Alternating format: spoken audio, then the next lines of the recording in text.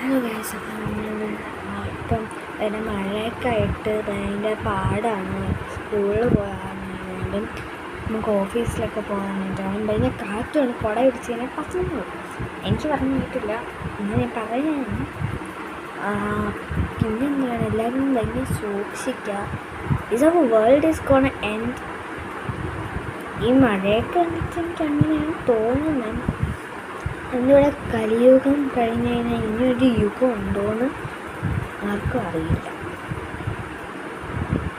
World is gonna end. ഇവനോ അങ്ങനെ പറ്റത്തില്ല,